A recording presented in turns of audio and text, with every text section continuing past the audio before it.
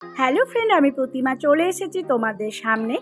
আজকে তোমাদেরকে করে দেখাবো ফিশ কাটলেট। খুব অল্প সময়ের মধ্যে ঘরে রাখা কয়েকটি জিনিস দিয়ে কিন্তু আমি করে নেব ফিশ কাটলেট। এর জন্য আলাদা করে কোনো কিছু লাগবে না। অসাধারণ খেতে এই ফিশ কাটলেট বিকেলে চায়ের সাথে কিংবা গরম ভাতের সাথেও কিন্তু দারুণ লাগে খেতে।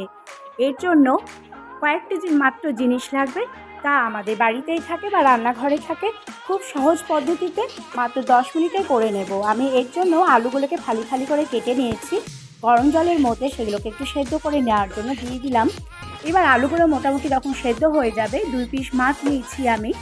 তো এই মাছে কাঁটা একটু কম আছে, তোমরা চাইলে যেসব মাছে কাঁটা কম থাকে সেগুলো ব্যবহার করবে। তো আমি এই সাইডের মাছ যে পিসগুলো নিয়েছি, তো এই পিসের মধ্যে কাঁটা কিন্তু কম থাকে। সেগুলোকে 4-5 মিনিট খুব ভালো করে ফুটিয়ে নেব, আর সেদ্ধ হয়েছে কিনা দেখে নেব। সেদ্ধ হয়ে যাওয়ার পর সেগুলোকে তুলে নেব। মাছগুলো তুলে নিলাম, আর আলুগুলো একটু সেদ্ধ করে নেব যতক্ষণ পর্যন্ত জলগুলো শুকিয়ে না গেছে। এবার প্লেটের মধ্যে সেই আলুগুলো আমি তুলে নিলাম। তুলে নেওয়ার পর হাত দিয়ে ম্যাশ করে নিলাম খুব ভালো করে। আর মাছের কাঁটাগুলো আমি খুব ভালো করে ছাড়িয়ে নিয়েছি, সেগুলোকেও দিয়ে একটু ভালো করে মেখে নিলাম। উপর থেকে আমি দিয়ে দিলাম স্বাদ মতো লবণ, গোলমরিচের গুঁড়ো, একটু জিরে গুঁড়ো, আর একটুখানি দিলাম লঙ্কার গুঁড়ো। সবশেষে আমি দিয়ে দিলাম গরম মশলা গুঁড়ো। এবার দিয়ে দিলাম চালের গুঁড়ো 2 চামচ কর্নফ্লোর। শুকনো জিনিসগুলো আমি প্রথমে দিয়ে দিলাম। এরপরে আমি দেবো একটু পেঁয়াজ কুচি আর একটুখানি লঙ্কা কুচি। এবার আমি দিয়ে দেবো হাফ লেবুর রস। আমি এর মধ্যে একটু চেপে চেপে দিয়ে দেবো, তাতে কাটলেটটা খেতে কিন্তু অসাধারণ টেস্টি হয়। তাছাড়া মাছের যে একটা আঁশটা গন্ধ থাকে সেটা কিন্তু একেবারে চলে যায়। এবার খুব ভালো করে সেগুলোকে হাত দিয়ে শুকনো করে কিন্তু মেখে নিতে হবে। এইভাবে শুকনো শুকনো করে মেখে নেব। যদি মনে হয় যে একটু নরম আছে, তাহলে উপর থেকে একটু চালের গুঁড়ো বা কর্নফ্লোর ছড়িয়ে দিতে পারো। এবার হাতে সামান্য একটু তেল লাগিয়ে নিলাম।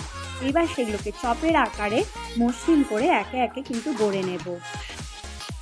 যে কোনো শেপ তোমরা দিতে পারো, আমি এখানে একটু লম্বা সাইজেরই করেছি। এইভাবে অল্প সময়ের মধ্যেই কিন্তু আমরা করে নিতে পারি ফিশ কাটলেট। অসাধারণ লাগে খেতে। বাড়িতে কোনো অতিথি আসলে ইচ্ছে হলে খুব সহজে করে নেওয়া যায়। এবার বাটির মধ্যে একটি ডিম আমি ফাটিয়ে নেব। তার মধ্যে দিয়ে দিলাম একটুখানি লবণ আর গোলমরিচের গুঁড়ো। ডিমটাকে খুব ভালো করে আমি ফেটিয়ে নেব। এবার আমি নিয়ে নিয়েছি এখানে ব্রেড ক্রাম। এবার ফ্যাটানো ডিমের মধ্যে একটা একটা করে চপ আমি ভালো করে ডিমের সেই মিশ্রণটি লাগিয়ে তার উপর ব্রেড ক্রাম খুব ভালো করে লাগিয়ে হাত দিয়ে চেপে চেপে একে একে সেগুলোকে তুলে নেব। তোমরা চাইলে ডবল কোটিংও করতে পারো। তো আমি একটা কোট করেছি, ডবল কোটিং করিনি। এইভাবে হাত দিয়ে দিয়ে খুব ভালো করে ব্রেড ক্রামগুলো লাগিয়ে আমি প্রত্যেকটা চপ। এইবার আমি প্যান চাপিয়েছি ওভেনে। প্যানটা গরম হয়ে গেছে, নিয়ে নিলাম খানিকটা তেল। এবার সেই কাটলেটগুলো একে একে সব তেলের মধ্যে দেব, আর খুব সুন্দর করে এপিট ওপিট কড়া করে ভেজে নেব। আমি কিন্তু এখানে ছাকা তেলে ভাজবো না, আমি মোটামুটি অল্প একটু তেল দিয়েছি। সেগুলোকে এপিট ওপিট উল্টে পাল্টে কড়া করে ভেজে নেব। তোমরা চাইলে ছাকা তেলেও ভাজতে পারো।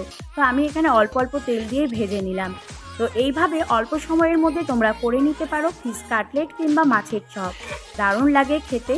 বাড়িতে কোনো অতিথি আসলে টেবিলে বসার সাথে সাথেই কিন্তু এই চপ আমরা তৈরি করে নিতে পারি।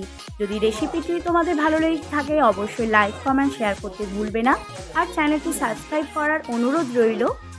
আর বিকেলে চায়ের সাথে যে কোনো সস কিংবা সবুজ চাটনির সাথেও কিন্তু এই কাটলেট বা মাছের চপ অসাধারণ লাগে খেতে। এইভাবে তোমরা করে নিতে পারো অল্প সময়ের মধ্যে ঘরে থাকা মাত্র কয়েকটি জিনিস দিয়েই মাছের চপ বা ফিশ কাটলেট।